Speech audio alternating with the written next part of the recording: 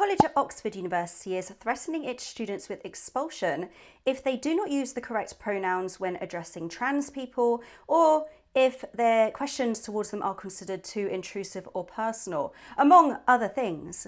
So if we don't have Cambridge University attempting to completely eradicate all historical documentation and knowledge of an ethnic group in Britain, the Anglo-Saxons, we have Oxford University now threatening its students with expulsion if they do not adhere to the trans terminology that is currently going around in the woke movement and which has infiltrated the institutions in this country, particularly the educational establishment. Now, throughout history, Britain has been under threat on multiple occasions. It came from Napoleon, it came from Hitler, it came from the Spanish Armada. Britain has always had to defend itself from threats from the outside. But it appears that we are living in an era when the threat is coming from the inside. We are in a situation where this country is under attack daily from the inside, where our history, our heritage, our culture is all under threat from the woke movement that has completely infiltrated the education system, the institutions, the media, every aspect of British society where the woke movement are there, and it is doing everything in its power to inflict this political ideology on the country.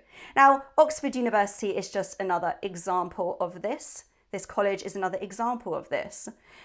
When the trans community and the trans activists and the trans mob, the ones who are so vociferous about this, when they go out there and they protest and they make their feelings clear that trans people have every right to exist, well, I'm sorry, but I cannot recall anyone who has ever said that trans people have no right to exist. People have simply made their views clear on the subject, but never have I heard anyone say, you should not be alive. And yet, when they go out there and they are violent or intimidating, and we've seen this on many occasions, they don't seem to realise that they are actually perpetrating the very same transphobia that they say they are fighting against.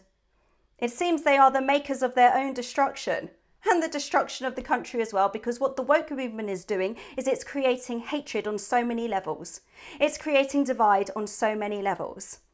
And when we see the most prestigious universities in this country, if indeed the world, Oxford and Cambridge, behaving in this manner, threatening students with expulsion, or trying to eradicate parts of British history, it really makes you wonder what in the world is going on. Now, these students at Oxford are not there to be threatened in this way. They are there to learn. They are there to expand their minds. They are there to form opinions based on what they are taught. They are not there to be threatened and told that if they dare not use the correct terminology, if they dare cause offence, then they face expulsion. We see this with every aspect of our society, where people who stand up against the woke movement are threatened themselves in some way and risk losing a great deal because they decided to harness their freedom of speech and speak out.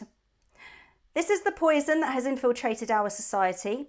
It shows very clearly that Britain is in a very dangerous and vulnerable position at this point in its history.